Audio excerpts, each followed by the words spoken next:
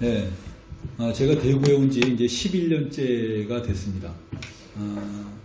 강동교에서 11년, 대구 평신도교에서 11년, 이렇게 22년이 지나갔습니다. 강동교회가 처음 시작한 게 1997년도인데, 그리고 제가 여기 2008년도에 왔습니다. 그리고 여기 2008년도에 와서 2019년도에 이제는 퇴직을 하고 서울에 올라갈 그런 생각이 있습니다.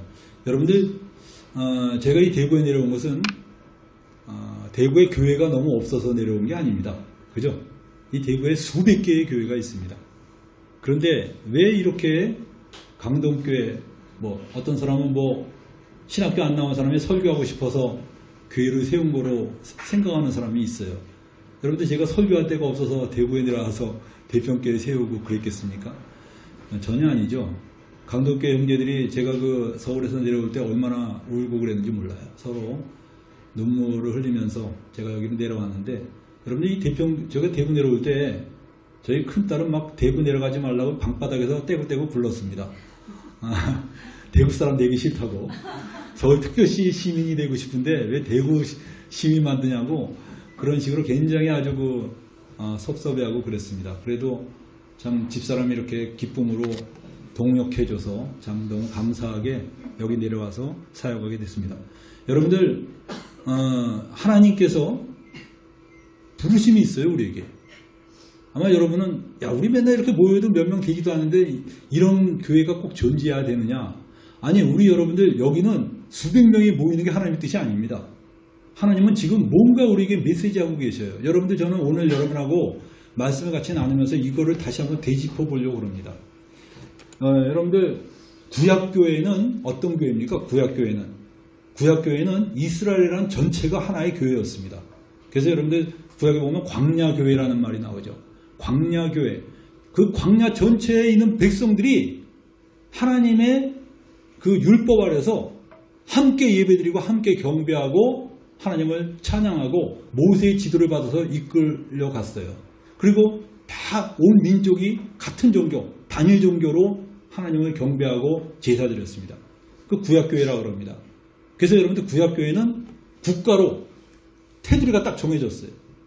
그래서 이스라엘이 곧 하나님 나라로 이퀄로 되어 있었습니다. 근데 신약에 와서 하나님의 아들이 이 땅에 오시면서 진짜 하나님의 나라가 뭔가를 보여줬어요. 예수님께서 말씀하셨습니다.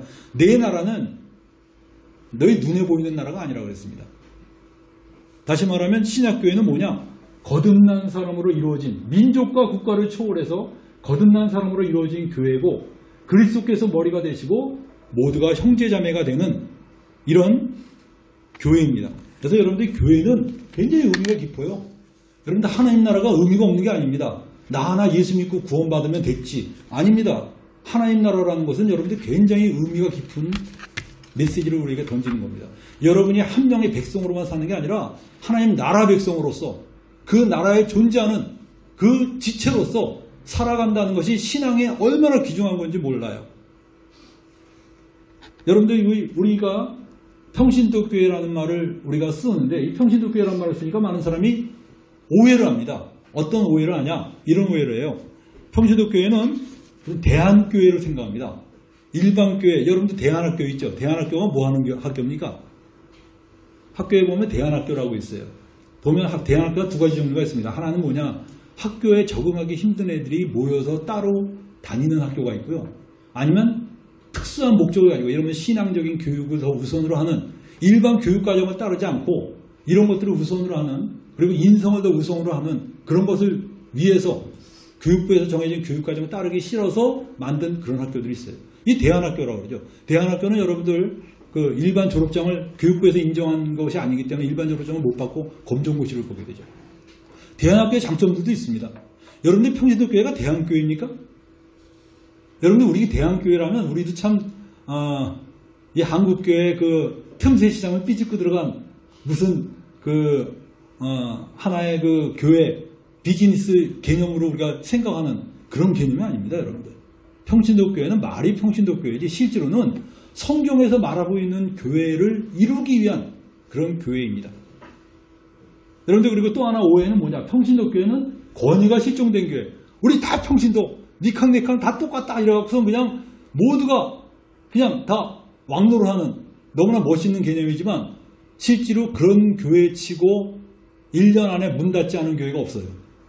여러분들 사람이 그 권위가 실종되면 그 집단 자체가 그냥 허물어집니다. 그냥 동호회처럼 돼버려요. 심지어 동호회도 회장이 있는데 실제로 여러분들 교회는 하나님께서 세우신 권위들이 있어요. 그게 바로 뭐냐? 장로들입니다. 장로를 세우는 이유가 뭡니까? 그래도 구심점을 만들어 놓은 거예요. 예수 그리스도를 머리로 하도록 끊임없이 격려하고 세워주는 그런 인도하는 사람들이 있는 것입니다. 그래서 여러분들 성교회는 각 교회마다 장로를 세웠습니다. 사도 바울이 디모데에게 말했습니다. 내가 너를 그 성에 떨어뜨려 놓은 것, 비도에게 말했습니다. 내가 그 성에 너를 떨어뜨려 놓은 것이 그 성에 장로들을 세우게 하기 위함이다. 이런 얘기를 했어요.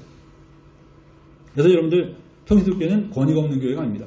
권위가 없다 보니까 어떤 교회는 서로 그냥 자기 의견만 다 주장하다 보니까 사공이 많으면 어떻게 됩니까? 예? 배가 산으로 간다. 이거 성경에 있는 말은 아니지만 상당히 수많은 사람들의 경험에 의해서 나온 그런 것이죠. 그래서 여러분들 베드로는 이렇게 말했어요. 베드로전서 5장 5절에 보면 젊은 자들아 이와 같이 장로들에게 순복하고 다 서로 겸손하게 허리를 동이라 그랬습니다. 여러분들이 권위를 무시하면요 자기가 굉장히 높아지는 것 같지만 하나님 보시된 교만한 거로 봅니다. 교만하게 되면 어떻게 됩니까? 하나님이 제일 미워하는 게 교만입니다. 여러분들이 아무리 지식이 많고 아무리 봉사 많이 해도요 교만하면 하나님이 잘라버리십니다. 여러분이 예수를 믿음으로 구원받게 하신 이유가 뭡니까? 그 목적이 자랑치 못하게 하라면이라고 그랬어요. 여러분이 여러분의 행위로 천국에 들어가지 않고 여러분이 예수를 믿음으로 천국에 들어가는 그 목적 중에 하나가 자랑치 못하게 함이에요. 인간이 선악과를 따먹고 난 뒤에 가장 크게 품고 있는 죄가 바로 교만입니다. 자기가 하나님이 되는 거예요. 자기가 모든 거에 기준이 되는 겁니다. 선과 악을 구별하는데 자기가 기준이 돼서 선과 악을 구별하는 거예요. 그러니까 권위가 누구한테 있어요? 선과 악을 구분하는 기준이 자기한테 있으면 네? 최종 권위가 자기한테 있는 거예요. 그게 하나님이 된 거예요. 그래서 하나님이 그거를 미워하시지 않습니까? 이젠 뭐라 그래요? 우리가 예수를 믿는다는 건 내가 더 이상 기준이 되지 말고 예수님이 기준이 되라는 거예요. 예수님이 기준이 되어서 예수님을 권위로 삼고 예수님을 믿는 믿음이 바로 우리를 천국으로 인도하는 그런 복입니다. 그리고 여러분들 또 하나 우리가 오해하고 있는 게 평신도교회는 뭐냐? 돌아가면서 설교하는 교회다. 다 돌아가면서 설교하는 교회. 맞습니까 여러분? 아닙니다 여러분. 평신도교회는요 돌아가면서 설교하는 데가 아니에요. 평신도교회는 돌아가면서 설교해도 되고 돌아가면서 설교 안 해도 되고 어디에 틀에 묶인 교회가 아닙니다. 평신도교회는. 은사를 따라서 활동하는 거예요. 은사를 따라서. 자기 은사가 뭐냐? 저는 가르치는 은사가 있어요. 그러니까 저는 가르치는 일을 하는 겁니다. 근데 만약에 가르치는 은사가 여기 하나도 없다 그러면 가르치는 은사가 없는데도 우린 가르침을 받아야겠다 그래서 그냥 아무나 나와서 가르치게 하고 그러는 건 아니에요. 평신도교회는 여러분들 교회라는 것은 우리 평신도교회라는 말 자체를 쓰는 것 자체가 이제 좋지가 않습니다. 이게 일반 교회 사람들한테 이해하기 쉽게 하기 위해서 평신도교회라는 말을 썼지만 실제로는 평신도교회라는 말이 옳지 않아요. 원래는 무슨 교회입니까? 무슨 교회? 아까 구약교회가 대비된 신약교회라고 우리가 얘기를 해야 됩니다. 그 다음에 또 하나는 뭐냐? 또 하나 오해는 일반 교회를 배척하는 교회냐? 야 이제 우리 교회가 가장 옳다. 일반 교회는 잘못된 교회다. 우리는 그렇잖아요. 물론 일반 교회가 성경에서 말하고 있는 그 교회관을 이루지 않고 좀 왜곡된 교회관을 갖고 있다 할지라도 그 일반 교회 통해서도 하나님께서 역사하시고 성령으로 말미암아 많은 사람을 구원하셨어요. 우리 자신들도 일반 교회에서 구원을 받고 예수를 믿었기 때문에 그런 걸 배척하는 건 아닙니다. 그러나 여러분들 그 일반 교회에서 그런 상태로 은혜도 받고 복 받았다고 해서 그게 곧 그들이 옳다는 건 아닙니다. 어떤 사람이 여러분들 성령 충만하고 은혜가 넘친다고 해갖고 저 사람 말은 다 100% 옳은 거냐? 아니에요. 그 사람보다 훨씬 못해도 우리에겐 기준이 있습니다. 어떤 기준이냐? 그 사람의 사상이 기준이 아니고 성경이 기준입니다. 그 사람이 은혜가 넘쳐도 성경에서 틀리면 틀린 거예요. 자꾸 저 사람은 훌륭하니까. 옛날에 그 만민교회, 만민중앙교회 요번에 누구죠? 이재룡 목사 요번에 감옥에 들어갔죠. 15년형을 받았는데 거기 다녔던 그 성도가 성경에 있는 말씀을 아무리 얘기해도 안 믿어요. 그 이유가 뭐냐? 우리 교회 목사님하고 다르다. 왜냐? 우리 교회 목사님은 틀릴 수가 없다는 거예요. 왜냐? 기도를 하루에 몇 시간씩 4시간 넘게 기도를 하시고 성령이 충만하신 분인데 그분이 틀릴 수가 없다. 그게 기준이 되면 됩니까, 여러분? 근데 그 사람 눈에 봤을 땐 나는 아무것도 아니죠. 왜냐? 그 사람은 수만 명의 목회자고 나는 10몇 명밖에 안 되는, 이거 비교가 안 되는 거예요. 네가 뭔데? 여러분들, 제가 제 권위로 만약에 이렇게 말씀을 얘기하면요, 아무것도 아닙니다. nothing이에요. 내 권위가 아니고 성경이 말하고 있는 걸 얘기하면요, 수만 명이라 수백만 명이라도 틀린 건 틀린 거예요. 이슬람교가 수억의 사람들이 이슬람을 믿는다고 해서 이슬람이 옳은 겁니까? 아닙니다. 하나님이 옳지 않다 그러면요, 옳지 않은 거예요. 그래서 여러분들, 우리가 일반 교회를 배척하는 게 아니고 일반 교회와 다른 교회를 만들자고 그런 게 아니라 성경에서 말하고 있는 교회를 이루어가자 이거지, 뭐 누구 나쁘니까 우린 좀 잘난 교회를 만들어보자 이런 교만한 마음으로 하는 게 아닙니다. 성경에 있는 마음은, 성경에 있는 교회가 무엇인가, 이거를 우리가 따라가려고 하는 겁니다. 여러분들, 그러면 신약교회의 특징이 뭐냐? 신약교회의 특징을 한번 말해봅시다. 신약교회는 어떤 자들이냐? 바로 거듭난 무리가 성전이 되는 그런 교회입니다. 여러분들, 이 교회당이 없어도 우린 교회를 이룰 수 있어요. 있어요, 없어요? 주님이 뭐라 했습니까? 두세 사람이 모인 곳에 나도 그들 중에 있다 그랬어요. 오늘날에 많은 사람이 건물 중심의 신앙생활에 익숙해 있습니다. 건물이 없으면 교회가 없다고 생각해요. 근데 여러분들, 성경의 신약교회는 뭡니까? 건물이 없어도, 구약교회에서는요, 그 성전이 없으면 신앙생활을 못했어요. 이스라엘이 북쪽과 남쪽으로 갈라졌죠. 북쪽은 뭡니까? 북이스라엘, 남쪽은 남유다였어요. 근데 예루살렘은 어디에 속해 있었어요? 남유다에 속해 있었어요. 근데 이 사람들은 신앙이 어느 중심이냐? 성전 중심이기 때문에 북이스라엘 사람들이 6월절만 되면 성전에 와서 뭔가를 해야 되는데, 제사 드려야 되는데, 그 제사 드릴 때가 저 남쪽 지방에 있어요. 그럼 북쪽의 통치자가 어떻게 됩니까? 백성들이 전부 다 남쪽으로 몰려가면 용납이 안 되죠. 그러다 보니까 북이스라엘 지도자들이 급속하게 우상숭배를 장려한 겁니다. 그래서 산마다 산당을 짓고 사람들한테 우상을 숭배하도록 격려하고 금송아지 만들어서 이것이 바로 너희를 인도하신 하나님이시다 이래갖고, 그래서 급속하게 타락했어요. 북이스라엘이 급속하게 타락했는데, 초기에는 그랬죠. 물론 이 산당 지어놓고 여기서 제사 드려라, 그리고 그 산당에 금송아지 만들고 이것이 너희를 애굽에서 인도하신 여호와 하나님이다, 그 상징이다. 얼마나 멋있어요. 그렇지만 점점 그들은 이방 우상에 익숙해지게 되고 타락하게 되고, 결국은 하나님께서 기원전 722년 유다보다 무려 136년이나 앞서서 이스라엘을 멸망시켰습니다. 여러분들, 구약은 성전 중심의 신앙이기 때문에 성전이 안 보이는 순간에 그들은 당황합니다. 근데 여러분들, 신약은 뭡니까? 신약은 성전 중심의 신앙이 아니에요. 예수 믿는 사람들이 두세 사람이 모이면 3, 4, 5 어느 곳에나 막 모입니다. 들꽃처럼 막 퍼져나갔어요. 여러분들, 하나님께서 우리 교회를 향한 그것이 그겁니다. 너희들 수백 명 안 모여도 된다는 거야. 두세 명 모여도 된다는 거야. 너희가 모여서 여기 있다는 것 자체가 이미 수많은 사람들에게 메시지를 하고 있어요. 저는 강동교회 하면서 몰랐어요. 밖에 사람들이 우리를 쳐다보는지 전혀 몰랐어요. 그냥 강동교회 형제들하고 같이 예배를 드리고 그랬는데 수많은 데서 연락이 오는 겁니다. 뭐 알고 싶다, 듣고 싶다. 심지어 김성희 형제님도 강동교회 한번 올라온 적이 있었잖아요. 김성희 형님이 누군지도 모르는데 대구에서 올라왔대. 부부가 같이 올라왔어요. 그냥 여기 말 듣고 올라왔대. 그렇게 수많은 사람들이 보고 눈이 좀 뜬 거예요. 브라질에서도 연락이 왔고 외국에서도 막 연락이 왔어요. 연락이 오면서 그런 교회가 가능합니까?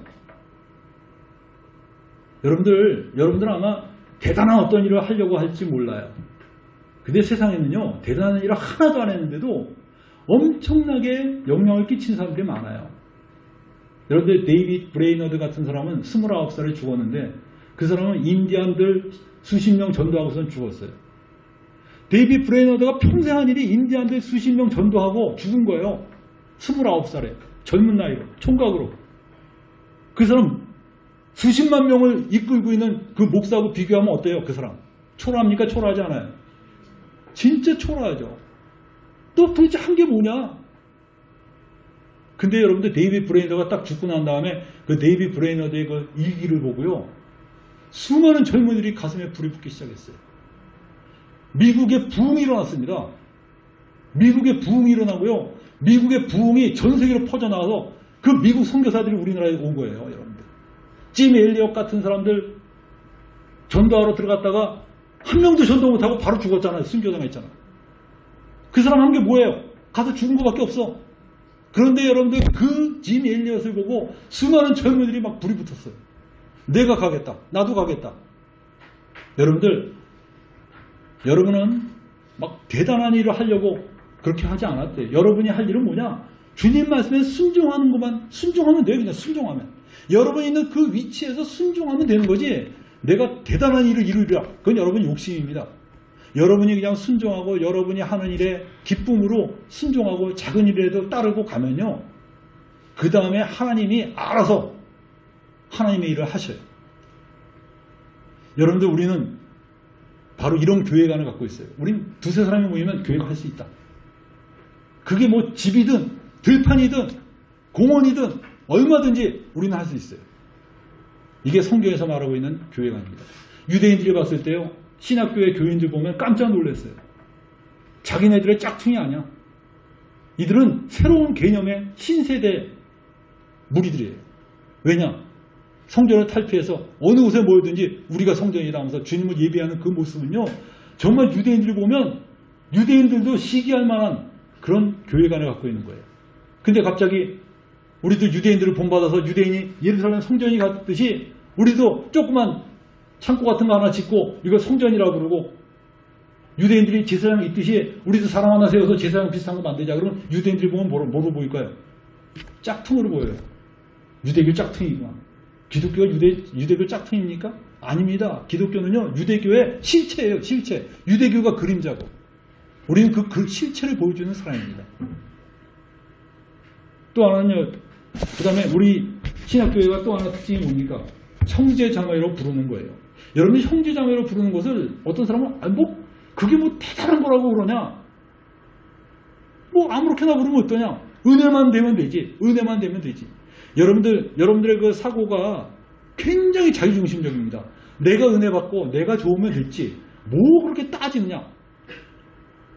여러분들 그 별거 아닌 것 같은데 그 별거 아닌 그것 때문에 우리 사상이 무너지는 겁니다. 여러분들 제가 옛날에 막 그 진보주의자들이 학교에서 정교조에서 막 이렇게 활동하고 그랬을 때 저는 솔직히 진보주의자들의 그 사상에 대해서 내가 반대를 많이 한 사람이에요. 정교조하고 제가 맞선 사람이 저입니다. 그 정교조 그 수십 명하고 저 혼자하고 맞섰어요. 제가 교무실에서 마이크 잡고 그들하고 논쟁한 사람입니다. 그러니까 교장은 되게 좋아해요. 자기 대리 노릇하고 있는 걸 좀 착각해서. 나는 교장 대리한 건 아니거든요. 근데 그때는 나도 참 사상이 굉장히 미숙했어요. 왜냐? 나도 그렇게 세뇌됐으니까. 나도 그렇게 알고만 있었으니까. 그냥 공산주의는 나쁘다. 그거로만 그냥 막 세뇌됐기 때문에 무조건 공짜 비슷한 것만 들어가면 막 흥분하고 막 그랬었어요. 근데 그 사상 중에 이런 얘기가 있습니다. 그들 쪽에서 나온 책 중에 보면 우리나라의 그 노래도 있어요. 자전거 노래 있죠? 자전거. 따르릉 따르릉 비켜나세요. 이 노래를 막 비판한 거예요. 거기 보면 뭐라고 해요? 따르릉 따르릉 비켜나세요. 자전거가 나갑니다. 따르르르릉. 저기 가는 저노인 꼬부랑노인. 우물쭈물하면 큰일 납니다. 근데 여러분들 우리는 어렸을 때 막 즐겁게 불렀는데 그걸 비판한 거예요. 뭘 비판하냐? 아니 이런 몰상식하는 아이가 어딨냐 이거. 어디 어린애가 꼬부랑노인한테 비키라고 그러고 따르릉 따르릉 하면서 그냥 큰일 난다. 이런 권위주의가 어딨냐. 근데 저는 그때 뭐 별것도 아닌 거 가지고 막 그런 애한테 지금 생각해보니까 그 말이 옳아요. 네? 그거 얼마나, 아니 노인네가 지나가는데 어디 어린애가 따르릉 따르릉 하면서 비키라고 그냥 이거 자전거 가진 사람의 무슨 권위 나타내는 겁니까? 그러니까 내가 보면 이 성부자들은 항상 욕을 먹게 돼 있더라고요. 우리가 보지 못하는 앞선 걸 보는 겁니다. 그렇다고 진보주의자라서 내가 성부자로 보는 건 아니고 아무튼 문제는 뭔가 우리가 갖고 있는 것을 뭔가 깨려고 그러면요, 사람들은 반발하게 돼 있어요. 자기가 가진 게 항상 옳다고 착각해요. 근데 하나님 말씀이 우리를 깰 때 겸손하게 깨져야 되는데 우리 안 깨집니다. 막 몸부림치고, 야, 딴 사람 봐라. 막 예화들을 대면서 이 사람이 이렇게 잘하는 이런데 뭐 그 예화들을 대면서 우리는 하나님 말씀을 자꾸 꺾으려고 합니다. 근데 주님이 뭐라고 말씀하셨습니까? 우리 한번 찾아볼까요? 마태복음 23장 8절 한번 볼까요? 마태복음 23장 8절.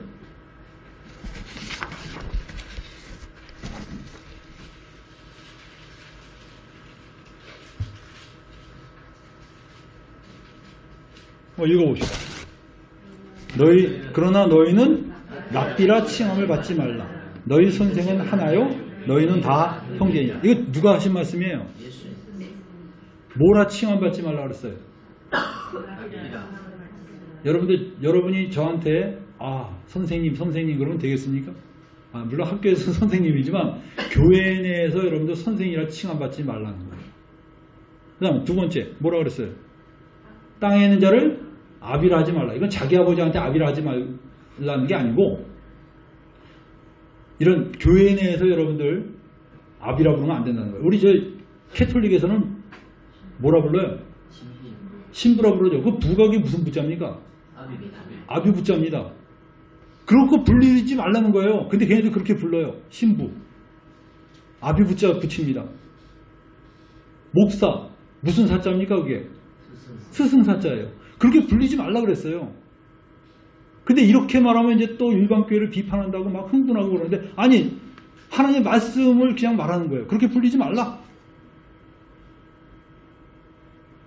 여러분들, 전에 우리 교회에 어떤 형제가 왔는데 그 형제가 꼭 나를 장로라고 불러요. 그렇게 부르지 말라 그랬어요.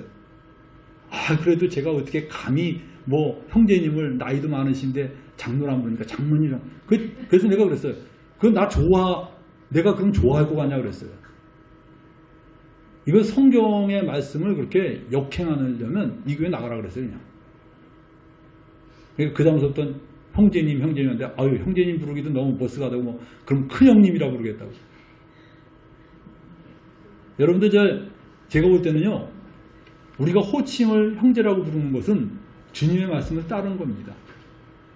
옛날에 제가 어느 교회 다닐 때 대학생이 그 나이가 한 50이 먹는 형제한테 형제님 부르는 게 너무나 좀 민망스러워서 내가 그 형제님한테 좀 민망스럽지 않냐 그랬더니 이 형제님이 눈을 동그랗게 뜨면서 그러더라고요. 무슨 소리냐?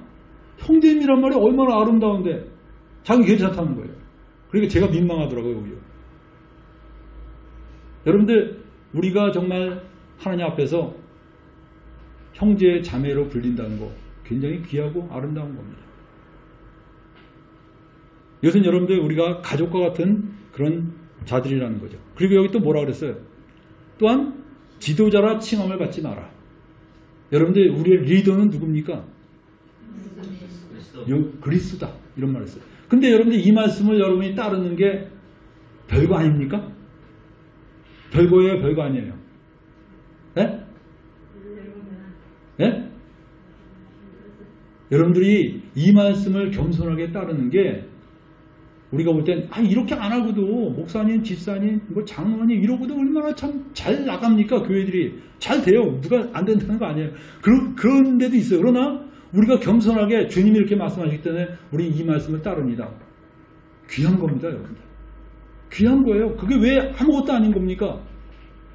여러분들이 아무것도 안 하지만 우리는 그래도 주님 말씀을 이 교회가 올바른 공동체에 이루기 위해서 주님 말씀을 이렇게 따랐다. 얼마나 아름다운 건지 몰라요. 여러분들, 우리가 교회 내에서 상대방을 아들처럼 그리고 아비처럼 따를 수는 있지만 호칭을 그렇게 부르지는 말라는 거예요. 주님께서. 왜냐? 이것은 우리에게 중요한 철학입니다. 우리 그리스도 안에서 우리는 다 형제자매고 서로 지체들이다. 이 사상을 우리 마음속에 새기고 있어야 돼요. 그 다음에 여러분들 또 뭡니까? 세 번째는 읽어봅시다. 성직자와 평신도의 구분이 없다. 베드로전서 2장 9절을 한번 봅시다. 베드로전서 2장 9절.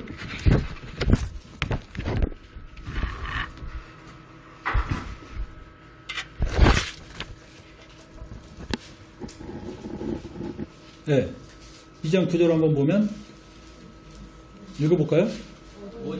오직 너희는 택하신 족속이여 왕같은 제사장들이요 거룩한 나라여 그의 소유된 백성이니 이는 너희를 어두운 데서 불러내어 그의 기이한 빛에 들어가게 하신 자의 아름다운 덕을 선전하게 하려 하심이라. 여기 보니까 오직 너희는 택하신 족속이여 왕같은 제사장들이요 그랬습니다. 여러분들 종교개혁의 3대 원리가 뭡니까? 종교개혁의 3대 원리. 첫 번째가 뭔지 아세요? 오직 성경입니다. 두 번째가 오직 믿음. 오직 은혜로 믿음으로 말미암아 구원을 받는다. 이것이 여러분들 종교의 두 번째 원리. 세 번째 원리가 뭔지 아세요? 모든 그리스도인은 다 왕같은 제사장이다. 이게 종교개혁의 3대 원리인데 여러분들 요새 인터넷에 종교개혁의 3대 원리를 치면요. 상당수가 어떤 식으로 나오냐면 3대 원리를 이렇게 나눴어요. 1번 오직 성경, 2번 오직 믿음, 3번 오직 은혜 이렇게 나눴어요. 뭐가 하나 빠졌어요. 뭐가 빠졌습니까? 이게 빠졌어요. 왜 빠졌을까요? 네? 제가 볼 때 만인제사장이 빠졌어요. 상당수가 빠뜨렸어요. 이건 의도된 건지 무지에서 나온 건지 모르겠어요. 교과서에서 나오는 일반 사회교과서에서 나오는 이 사상, 3대 사상이 어떻게 이런 교회 내에서 이렇게 세 번째가 빠져버렸는지 모르겠어요. 그러나 중요한 건 여러분들 모든 사람이 왕같은 제사장이다. 그래서 여러분들 종교개혁의 3대 원리는 이제 신부라는 중간 존재 없이도 모든 예수 믿는 사람은 바로 하나님께 나아갈 수 있다는 거예요. 모두 하나님께 그냥 나갈 수 있어요. 우린 제사장이 필요 없어요. 우리가 바로 하나님 앞에서 제사장이고 대제사장은 누굽니까? 예수 그리스도께서 바로 대제사장이 되신다는 겁니다. 여러분들 그렇기 때문에 이 평신도교회는 뭐가 없어야 됩니까? 성직자의 평신도의 구분이 없어야 됩니다. 여러분들 이렇게 메시지 하다 보면 일반 교회하고 자꾸 비교가 됩니까? 안 됩니까? 일반 교회는 뭐예요? 성직자가 있잖아요. 그 성직자의 영역을 평신도가 건드릴 수 있어요? 없어요? 예? 일반 교회에서 평신도가 올라가서 설교하는 거 봤어요? 못합니다. 성직자 영역은 못 건드려요. 그리고 평신도들은 뭡니까? 성직자의 보조 역할을 하는 사람들이에요. 아무리 그들이 뛰어나도 그들은 성직자의 영역에 못 들어갑니다. 그리고 성직자에서 아무리 정말 저 사람은 정말 성경도 제대로 모르고 하나님을 사랑하지도 않아. 그래도 성직자라는 이유로 평신도 위에 가장 경건하고 가장 주님을 사랑하는 사람이 그 사람한테 고개를 숙이고 겸손하게 따라야 돼. 이런 상황이 돼버렸어요. 마치 그룹이 다른 것처럼. 여러분들 우리는 그것을 따르지 않습니다. 성경에서 뭐라 그래요? 성경에서 우리는 다 왕같은 제사장이다. 이 교회는 여러분들 그거 없어요. 다 똑같아요. 주님 안에서 다 형제자매예요. 여러분의 은사가 있으면 그 은사가 그대로 발휘되어야 된다는 겁니다. 우리는 그걸 이루어가는 거예요. 야, 우리는 너희하고 다르다 하면서 뭐 교만하고 그러라는 게 아니라 성경에서 말하고 있는 거를 그대로 이루어가는 게 우리에게 주어진 사명이라는 겁니다. 그래서 여러분들 우리는 평신도와 성직자의 구분이 없기 때문에 은사를 따라서 봉사하는 겁니다. 여러분들 평신도 교회를 자꾸 그렇게 오해하면 안 돼요. 우린 평신도라는 말은 너무나 뭐라 그러죠? 예? 평신도라는 말은 너무 세뇌가 되거나 아니면 또 그냥 그 강한 포인트를 받아갖고 우린 평신도 교회인데 저렇게 누가 메시지 하면 되냐? 돌아가면서 하자. 아니면 또 우린 평신도 교회니까 다 골고루 똑같이 다 하는 거다. 그거 아닙니다, 여러분들. 그렇게 되면 어느 집단이고요. 모든 사람이 똑같은 일을 하면 어느 집단이니까 어떻게 됩니까? 몰락합니다. 다 잘하는 애들은 잘하는 걸 시켜야지. 모든 사람, 그런 얘기 있잖아요. 우리 어느 학교에서 거북이 있고 토끼 있고 독수리 있고 다 모아놓고선 오늘은 달리기 테스트 한다. 그리고 달리기로 점수를 딱 매겨요. 일률적으로.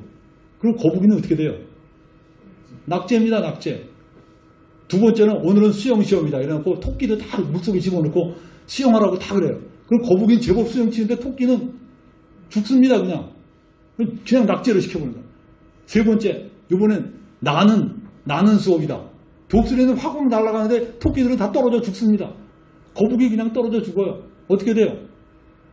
그게 여러분들 좋은 겁니까? 모든 사람이 골고루 다 자라게 하자. 목표가 그겁니다. 거북이도 날 수 있게 하고 토끼도 수영할 수 있게 하고 독수리도 잘 뛰어갈 수 있게 모든 게 우리 다 같이 전인이 됩시다. 잘 되는 수업입니까? 아닙니까? 아니죠. 여러분들 교회라는 것은 주님이 은사를 주셨어요. 각자에게 은사를 주셨습니다. 그 은사를 따라 봉사하면 돼요. 그러면 내가 난 너무나 미미한 은사를 가졌다. 아닙니다. 여러분의 가진 은사로 가장 겸손하게 순종하는 삶을 살 때요. 그 사람이 괜히 앞서 나서서 그냥 막 무슨 일 저지르는 것보다요. 그 모습 자체가 이미 수많은 사람에게 도움이 되고 격려가 되고 새롭게 하는 역사를 일으키는 겁니다. 하나님이 여러분에게 열매를 맺게 하는 거지 여러분이 나서서 막 돌아다니면서 열매 맺는 게 아니에요. 여러분은 그냥 순종하고 여러분에게 주어진 은사를 따라 삶을 살아가면 돼요. 그러면 하나님이 여러분에게 열매를 맺게 해주시는 거예요. 여러분들 또 우리 신약교회의 특징이 뭐예요? 신약교회의 특징은 헌금에 대한 올바른 적용입니다. 구약에서는요, 헌금을 어떻게 했습니까? 옆 사람에게 주는 거 헌금이 아니죠. 구약에서는 성전에 갖고 와서요, 그 성전 통에다 넣거나 제사장에게 드리는 거예요. 그것이 헌금입니다. 신약교회에 와서는 예수님이 그렇게 말씀하지 않았어요. 신약에 와서는요, 예수님이 어떻게 말씀하셨냐? 누가복음 12장 33절에 보면 읽어봅시다. 누가복음 12장 33절.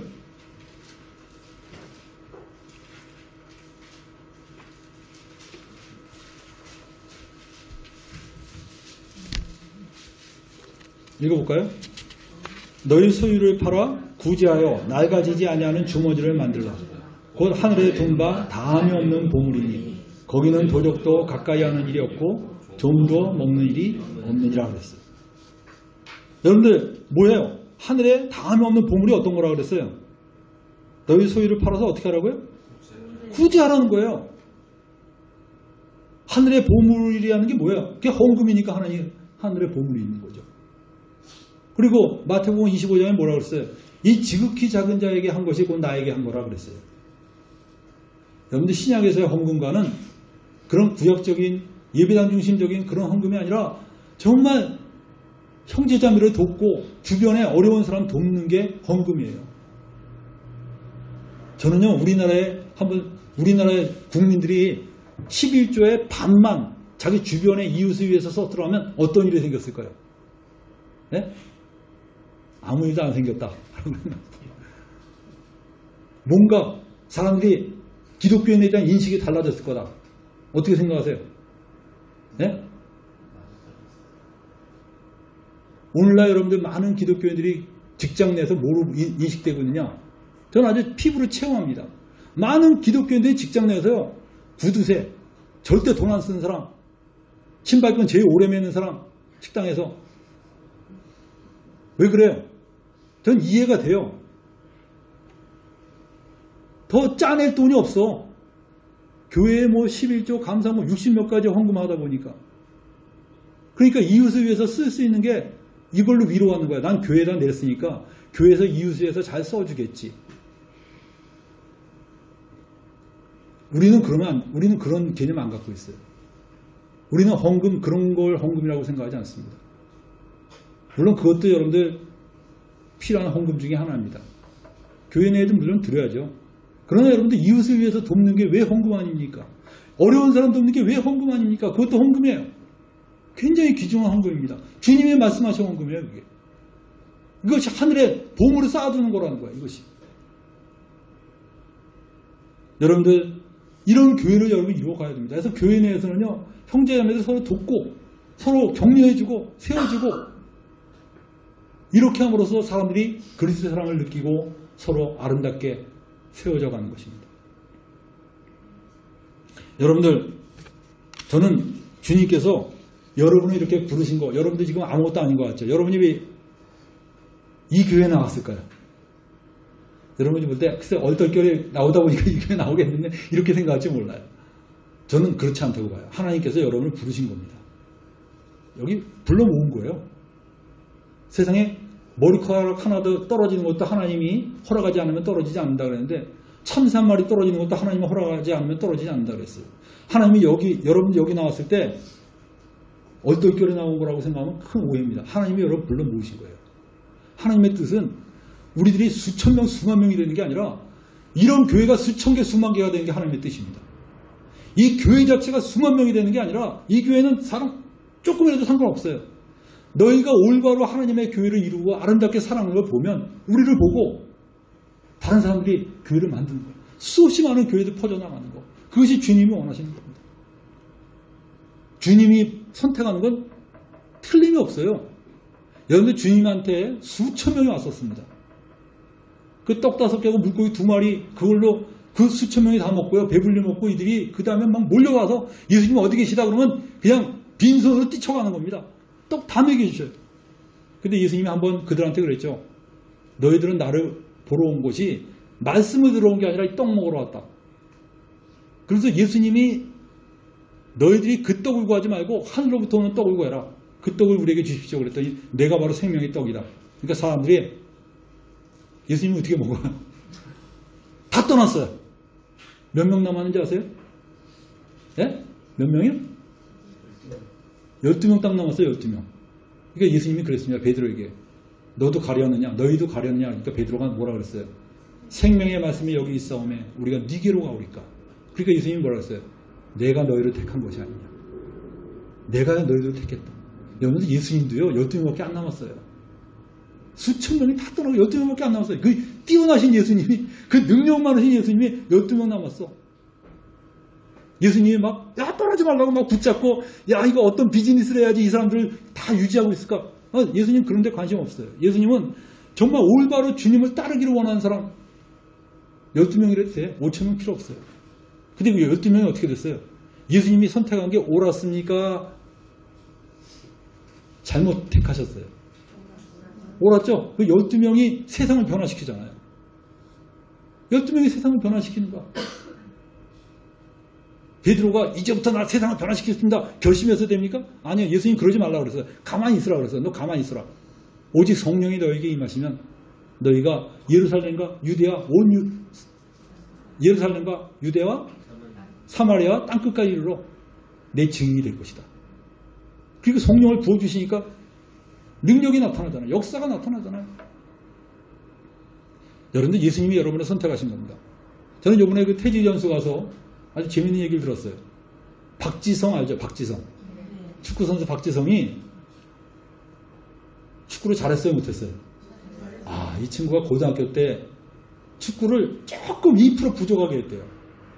그래서 맨날 몇 번째였냐? 축구선수는 11명인데 꼭 12번째였대. 박지성이. 누가 하나 빠지면 꼭 들어갔대요.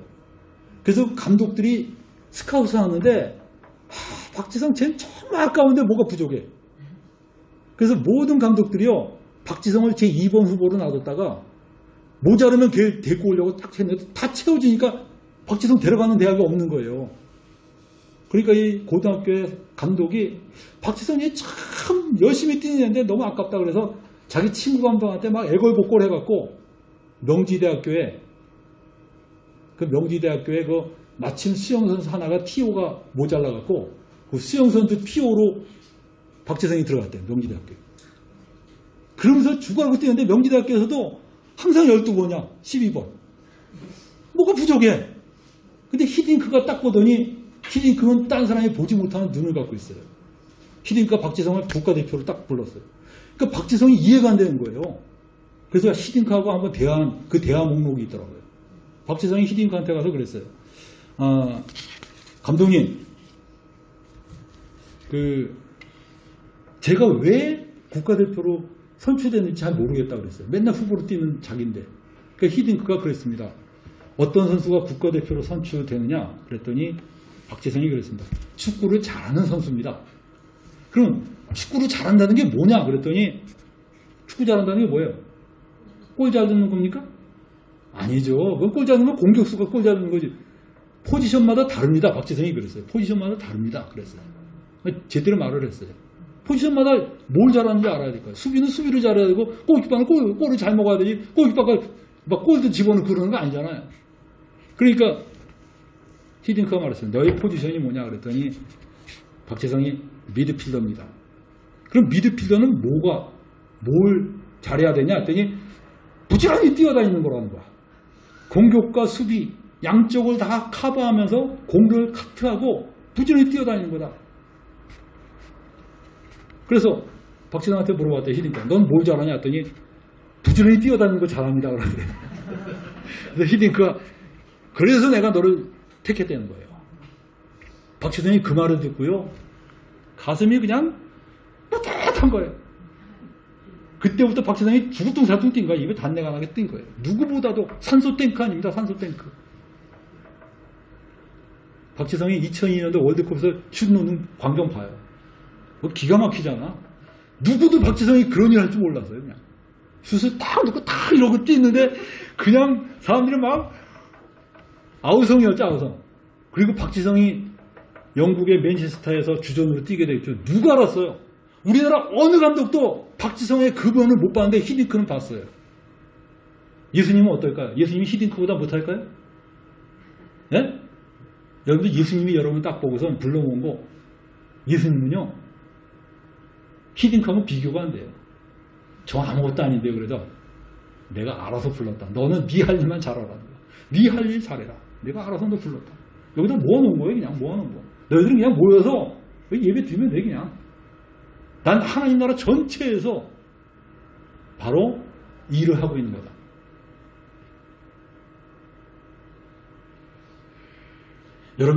여러분 아마 이 교회 하면서 오해할 수가 있을 거예요. 여러분들 우리의 부르심은 바로 주님이 우리를 선택한 거예요. 그리고 여러분들 우리가 깨달아야 될 게 뭔지 아세요? 우리는 교회를 크게 하는 것보다 여러분이 교회를 어떻게 하면 수천 명 할까? 우리 형제자매들 그래요. 이 사람이 너무 적어갖고 이거 신이 안 난다. 막 그런 얘기도 많이 합니다. 근데 여러분이 할 일은 신약교회를 실천하는 겁니다.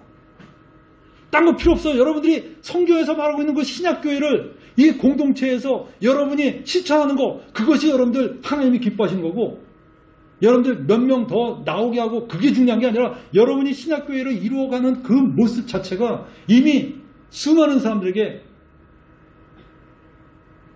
본보기로 보여지고 있는 거예요. 아시겠습니까? 여러분들이 오해하기 쉬운 게 여러분들은 신앙생활을 자기 위주로 생각을 잘합니다. 어떤 사람은 그래요. 이 교회 나와서 내가 다를 게 없다. 일반 교회하고 똑같더라. 다만 목사가 아닌 사람이 설교하는 거 외에는 다 똑같다. 그겁니까 여러분? 우리 교회 특징이 목사가 아닌 사람이 설교하는 거 외에는 일반 교회하고 다 똑같다. 겉으로 보면 그래요. 그죠? 목사가 아닌 사람이 설교하니까 일반 교회하고 다를 바가 뭐냐? 설교 하나만 딴 사람이 하는 거다. 그게 뭐 대단한 거냐? 아무나 설교 잘하는 사람 갖다 놓으면 되지.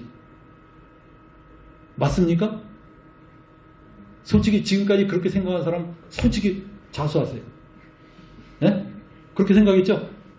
최소한에 가면 또 설교 잘하는 목사님 한 분 모셔다가 우리끼리 아주 아기자기하게 행복하게 잘 살아보세요.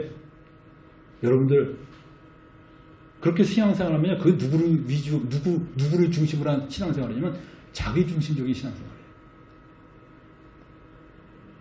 신앙은 여러분들 날 기쁘게 하는 게 아닙니다. 물론 예수님은 나를 위해서 죽으셨어요. 성경에 뭐라고 그랬어요? 그가 우리를 위해서 죽었으니 우리도 그를 위해서 죽는 것이 마땅하다. 우리도 주님께서 우리를 위해서 죽으시면 이젠 의를 위해서 살라고 죽으신 거예요. 나를 위해서 살라고 죽으신 게 아니에요. 여러분들이 교회를 정말 아름답게 이루려는 우린 메시지 여러분들 목사 대신 내가 메시지 하는 거에 다른 거다. 아니에요. 그거 아닙니다. 여러분들. 전혀 아닙니다. 메시지 안 해도 돼요. 메시지 하다 안 하다 그게 중요한 거 아닙니다. 여러분들. 우리는 성직자와 평신도에 구분이 없다. 누구나 은사가 있으면 나와서 메시지 할 수 있다. 교회 장로의 그 인도를 따라서 누구나 세워질 수 있고 그런 거 거침이 되지 않는다. 그게 우리 교회의 특징이다. 이 얘기를 할 수 있어야 됩니다.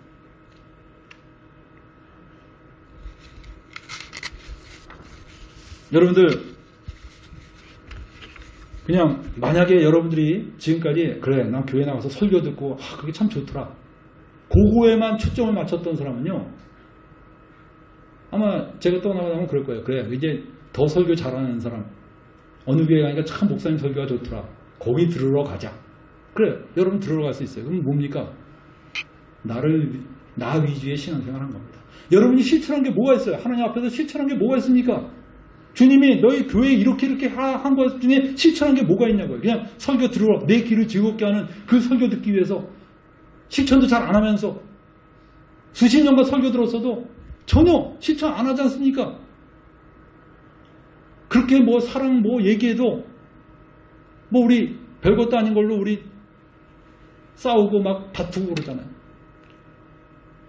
여러분들 우리가 그렇게 맨날 날 즐겁게 하는 설교에 익숙할 것이 아니라 조그만 거라도 여러분들 하나님 말씀을 실천하려는 의지를 갖고 갈 때 하나님이 기뻐하시고 축복하시는 거예요.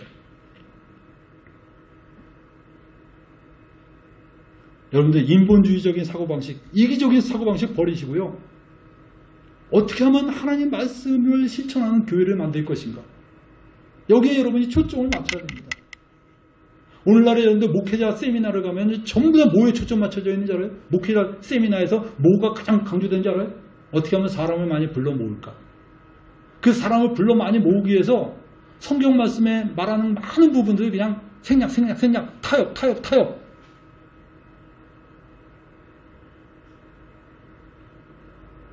저는 조용기 목사의 그 목회자 세미나를 제가 듣고요. 얼마나 충격을 받았는지 몰라요. 그 수천 명의 그 목회자들 모아놓고서는요. 이런 설교하더라고요. 정말 그 목사의 말 안 듣는 사람 자기는 자기가 이렇게 말했는데 그걸 반대하는 장로가 있으면요. 그 자리에서 그런데요. 자기. 나 이 교회 떠나겠다. 그러면 전부 다 잘못했다 그러고 자기 말을 따른다. 그게 성경적입니까 여러분들? 근데 여러분이 이렇게 말하면 또 일반교회 왜 비판하냐? 아니요. 저는 일반교회 비판하는 게 아니라 성경에서 틀렸다는 거예요. 우리는 그러지 말자는 거예요. 그리고 여러분이 또 우리는 안 그런다고 해서 교만할 필요도 없어요. 근데 그런 사고방식으로 똘똘 뭉쳐져 있는 그 교회관 내에서 우리가 거기에 세뇌되지 않고 우리가 성경에서 말하고 있는 이 교회를 어떻게 실천해 나갈 것인가 너무 어려워요. 쉽지가 않습니다. 그래서 여러분들 저는 이렇게 말해요. 여러분들 다 떠나서도 상관없어요. 그러나 이 교회 일반 교회 만들지는 마세요. 하나님이 기뻐하지 않습니다. 좋은 목사님 모셔서 우리끼리 또 행복하게 한번 교회 만들어 봅시다. 이 대구에 교회가 없어서 그런 교회 만듭니까 여러분들? 그러지 마세요. 주님이 여러분을 부르심은 바로 그겁니다.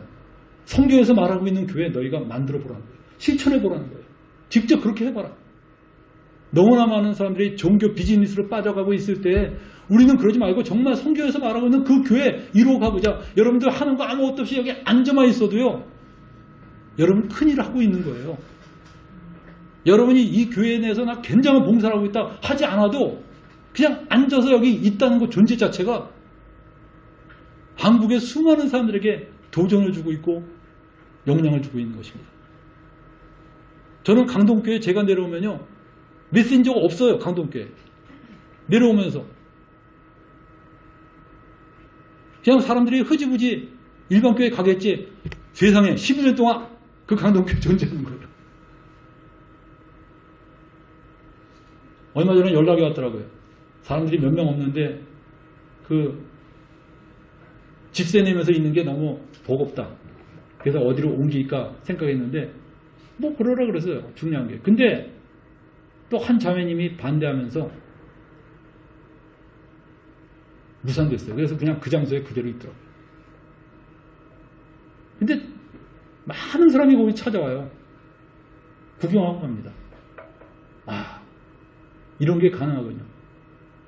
우리도 한번 어디 해봤는데 1년간에 다 문 닫았는데 여기 20년이 된 거야, 20년. 그런 교회가 20년이 된 거예요. 여러분들 이거 그냥 우연 같아요? 하나님의 어떤 뜻이 있는 것 같아요? 전 그래서 그런 거 확신했어요. 아, 이 교회 하나님이 여러분 불러 모으신 거. 전 최근에 아주 너무 확신이 돼갖고 전 참 지난주에 참 안타까운 일도 있지만 이걸 깨닫고 나니까요. 이게 하나님의 뜻이구나. 하나님이 정말 원하시는 게 이런 거구나. 딱 확신이 오더라고요.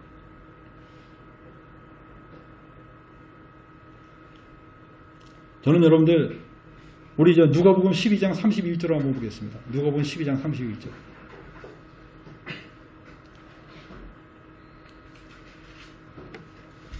읽어볼까요? 오직 너희는 그의 나라를 구하라. 그리하면 이 모든 것을 너에게 더하시리라. 적은 무리여 무서워 말라. 너희 아버지께서 그 나라를 너에게 주시기를 기뻐하시니. 여기 뭐라 그랬어요? 예? 적은 무리여 그랬을 때 이게 수만 명을 말할까요? 적은 무리여 하면 뭡니까? 예? 몇 명이 적은 무리일까요? 기준이 없지만 대강 한번 말해보세요. 적은 무리 하면 몇 명일까요? 5,000명. 예? 예? 너무 작게 잡으셨어요. 예? 10명 이하 적은 무리입니까? 12명? 여러분들 예수님이 적은 무리여 두려워하지 말라. 적은 무리여 두려워하지 말라. 이게 뭘 의미하는지 아세요? 여러분들 적은 무리는 힘도 없고요. 파워도 없고 뭐 능력도 없어요. 그렇지만 뭐라 두려워하지 말라. 하나님이 우리에게 원하시는 것은 우리가 그냥 하나님 말씀을 실천하는 거지 대단한 거 하기를 원하시는 거 아닙니다. 여러분들 기쁨으로 실천하세요. 여러분들 우리 교회 소중한 겁니다. 여러분들은 아마 이 교회에 익숙해 있으니까 뭐가 소중하냐 뭐 똑같은데 뭐 이렇게 생각할지 모르지만 정말 여러분들 굉장히 귀중하게 여겨야 돼요. 제가 여러분들 장로로서 부족한 게 많은 사람이지만 그럼에도 불구하고 여러분들은 이 교회관이 얼마나 여러분에게 귀중한 교회관인지 모릅니다. 이거를 여러분들 감사히 여기시고 기쁨으로 다니세요. 그리고 두세 사람이 모여도 괜찮아요. 두세 사람이 모인다고 해서 우리 좀 더 늘릴 생각으로 우리 좀 한번 모셔보자. 그럼 여러분 그때부터 고통이 시작됩니다. 여러분은 이 신학적인 교회관을 실천하기가 굉장히 어렵게 돼요. 여러분 기쁨으로 공동체를 이루어 가시기 바랍니다. 여러분들, 여러분이 하나님께서 우리를 부르심 그리고 하나님께서 우리를 이렇게 불러 모아주신 거 기쁨으로 여기시고 저는 이 교회 내에서 또 우리 여기 보면 자매님도 이 교회 통해서 예수님 믿게 되고 구원받게 되고 이거 하나님이 다 예비하신 거예요. 교회로서 구색을 갖추도록 이 교회 통해서 예수 믿고 구원받고 이 교회 통해서 정말 복음을 깨닫고 다 하나님이 예비해 놓으신 거예요. 이것도 교회라는 거예요. 이렇게 작지만 있을 거 다 있잖아. 그죠? 뭐가 부족해? 기쁨으로 감사함으로 드려지라는 거예요. 여러분들 저는 서울에서 제가 여기 내려왔을 때 제 자신도 굉장히 어떻게 보면 제 자신이 압니다. 제가 참 게으르고 여러 가지 부족한 거 많다는 거 알아요. 그렇지만 여러분들 저는 이 교회관이 옳다고 확신했기 때문에 내려온 거고 바로 이런 것들을 공유하고 싶어서 내려온 거예요. 여러분들이 이 교회관을 말씀을 순종한다는 그 기쁨으로 실천한다는 기쁨으로 절대 타협하지 마시고 인천에 있는 이런 교회는요 어떤 분이 일반교회 목사가 난 똑같이 형제자매를 불리우겠다면서 들어왔어요. 그러니까 그렇다면 뭐 이렇게 타이틀 떼고 들어왔다면 좋다. 교제했어요. 근데 여러분들 그게 참 벗겨지기 어려워요. 사람이 권력에 올라가긴 쉬워도요 내려오긴 굉장히 어렵습니다. 한 1년 정도 지나니까요 견딜 수가 없는 거예요. 똑같이 대함을 받는다는 게. 결국은 어려움이 생겨갖고 떠나게 되었습니다. 여러분들은 아마 얼마든지 그런 설득을 받을 수 있습니다. 그냥 뭐 목사 타이틀 떼고 형제자매로 와서 같이 교제하면 좋다. 근데 여러분들 그런 분들을 중심으로 장로로 세우고 뭔가 세우고 움직이면 그때부터 여러분은 서서히 잠식되어 나가기 시작합니다. 여러분 중에 아마 너무 겸손해서 그분한테 아마 목사님이라고 부르기 시작할 거예요. 너무 겸손해서 그분한테 또 이렇게 호칭을 부르기 시작할 거예요.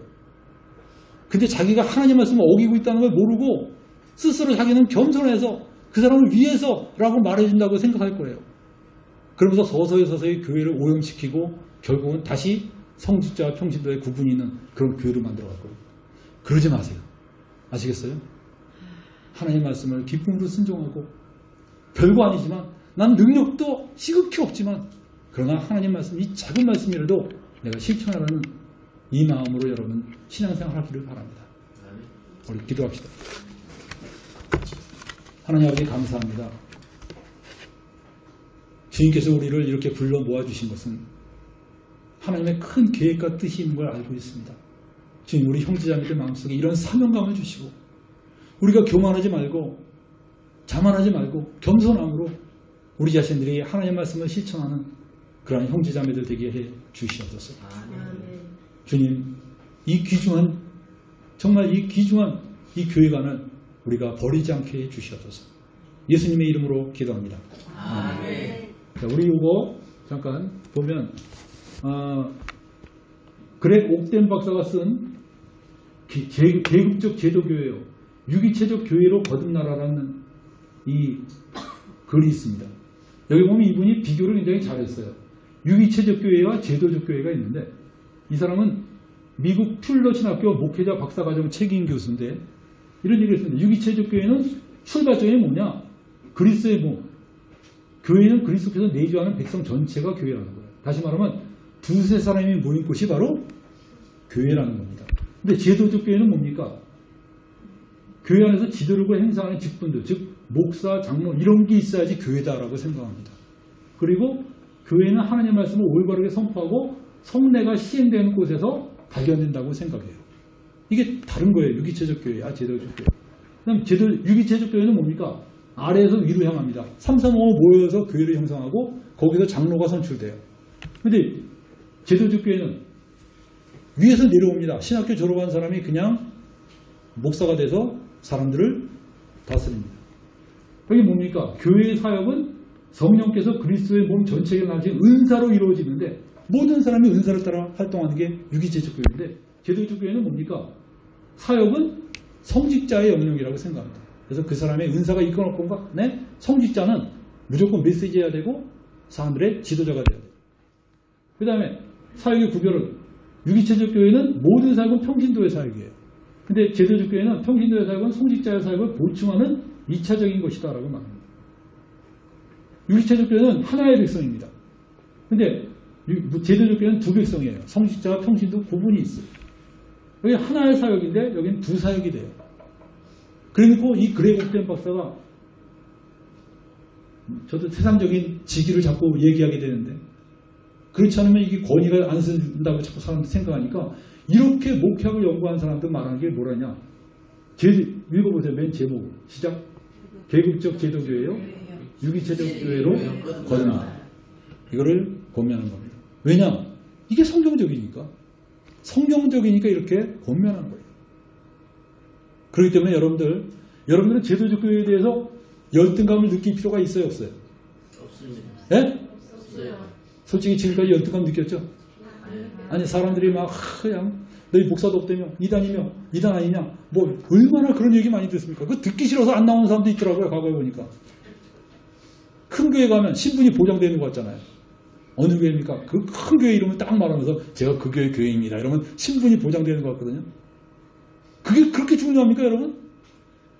주님 말씀을 여러분이 실천하는 게 중요하지. 교회는 취미생활 아니에요. 신앙활동입니다.